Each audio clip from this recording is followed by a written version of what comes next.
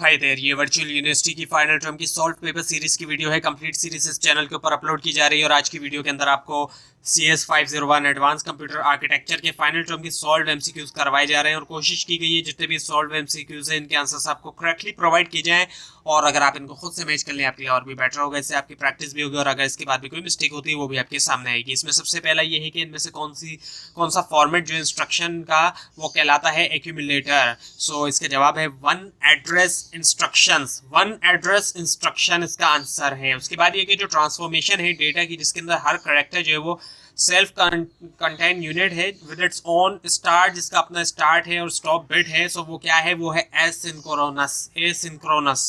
उसके बाद ये कि सर्किटरी जो कि यूज होती है मूव करने के लिए डेटा को, वो कहलाता है क्या, बस।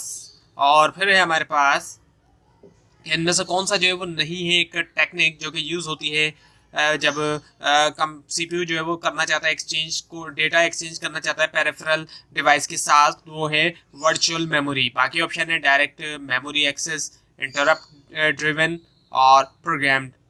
उसके बाद है हमारे पास एवरी टाइम, हर बार आप प्रेस करते हैं एक की को, एक इंटरप्ट जो है वो जनरेट होता है। ये एग्जाम्पल है किसकी, हार्डवेयर इंटरप्ट की। उसके बाद ये कि इंटरप्ट जो कि प्री प्रोग्राम्ड होता है और प्रोसेसर ऑटोमेटिकली फाइंड करता है एड्रेस जो आईएसआर का इस्तेमाल करते हुए इंटरप्ट वेक्टर टेबल जो कि क्या है, वेक्टर्ड है। उसके बाद ये कि जो कौन सी जो है लास्ट इंस्ट्रक्शन है आईएसआर की जो कि एग्जीक्यूट होती है जब आईएसआर टर्मिनेट करता है, वो है IRET, IRET। उसके बाद ये कि अगर NMI और INTR दोनों इंटरप्ट करते हैं, अकर होते हैं साइमल्टेनियसली, सो इनमें से कौन सा जो है वो प्रीसीडेंस है ओवर द अदर, वो है NMI।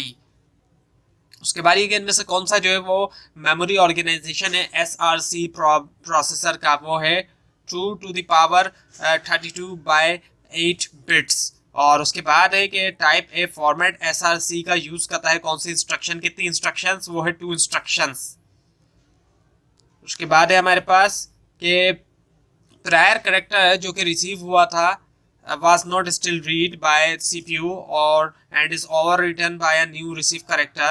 so इसके जवाब है overrun error। और उसके बाद ये कौन सी डिवाइस जो है usually means it's reading its status register every so often until the device status changes to indicate that it has completed the request। so ये है polling। उसके बाद ये कौन सी IO टेक्निक यूज होगी, यूज करेगा साउंड कार्ड डेट में भी नीड, जिसकी जरूरत हो सकती है एक्सेस करने के लिए डेटा स्टोर्ड की कंप्यूटर रैम के अंदर, वो है डायरेक्ट मेमोरी एक्सेस DMA यानी कि। और फिर है हमारे पास कि कौन सी टेक्निक के अंदर मेमोरी डिवाइड होती है सेगमेंट के अंदर, वेरिएबल साइज डिपेंडिंग करता है रिक्वायरमेंट के ऊपर, वो है सेगमेंटेशन टेक्निक में यानी कि। उसके बाद ये कि एक रिक्वेस्ट करने के लिए डेटा की अगर रिक्वेस्टेड डेटा प्रेजेंट नहीं होता कैश में, वो कहलाता है क्या, कैश मिस।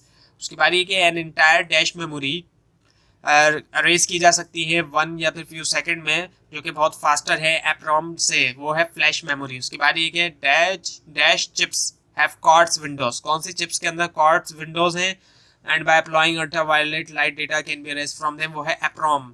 उसके बाद ये कि the dash signal coming from CPU, कौन सा सिग्नल जो है वो सीपीयू से आते हुए बताते हैं कि मेमोरी जो है that some interaction is required, कुछ इंटरेक्शन रिक्वायर्ड है सीपीयू के दरमियान और मेमोरी के दरमियान, सो वो है रिक्वेस्ट सिग्नल। और फिर हमारे पास है इनमें से कौन सा ऑप्शन जो है वो कॉम्बिनेशन है अरिथमेटिक का, लॉजिक का और शिफ्टर यूनिट का, अलॉन्ग विद साथ में कुछ जो है कुछ मल्टीप्लेक्सर है और कंट्रोल यूनिट है, वो है ALU।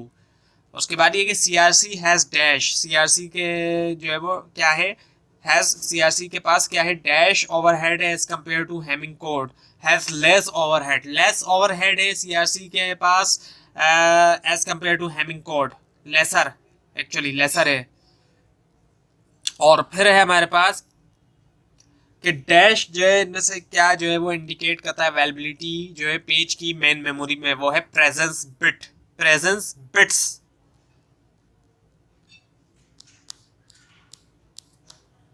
उसके बाद ये कि हम क्लासिफाई कर सकते हैं या पार्टीशन कर सकते हैं CRC इंस्ट्रक्शन की बाय ओवरऑल डैश बिहेवियर, कौन से बिहेवियर से, ओवरऑल रजिस्टर ट्रांसफर। उसके बाद ये कि द डैश जो है RTN डिस्क्राइब करता है डिटेल रजिस्टर को, transfer steps in the data path that produce, जो प्रोड्यूस करता है ओवरऑल इफेक्ट। सो इसके जवाब है concrete. The concrete RTN, concrete RTN describe करता है डिटेल रजिस्टर को, ट्रांसफर स्टेप्स को डेटा पाथ के अंदर, जो कि प्रोड्यूस करता है ओवरऑल इफेक्ट। उसके बाद ये कि तमाम जो मेंबर्स हैं MC68000 फैमिली के, वो कितने बिट प्रोसेसर्स हैं, 32 बिट्स।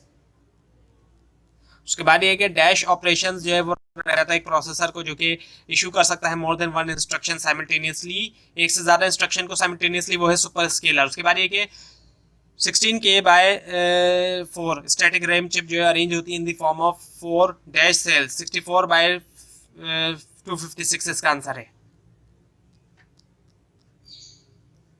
फिर हमारे पास की एक हार्ड डिस्क है जो कि 5 प्लेटर्स के साथ है, जिसके अंदर 1024 ट्रैक्स हैं पर प्लेटर, और 512 सेक्टर हैं पर ट्रैक, और 512 बाइट है। So what is the total capacity? Total capacity क्या है उस हार्ड डिस्क की? वो है 1 GB।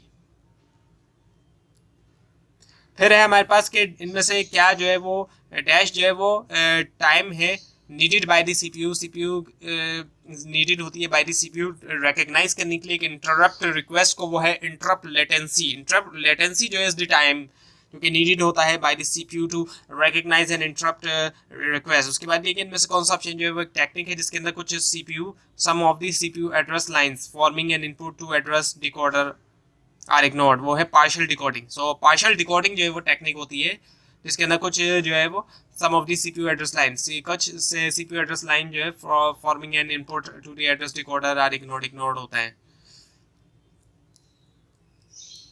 फिर हमारे पास कि एक सॉफ्टवेयर रूटीन जो है परफॉर्म करता है जब एक इंटरप्ट जो है वो रिसीव होता है बाय द कंप्यूटर, वो कहलाता है इंटरप्ट हैंडलर। उसके बाद इनमें से कौन सा मेथड जो है वो रिजॉल्व करने का priority makes use of individual bits of a priority encoder, वो है पैरेलल प्रायोरिटी।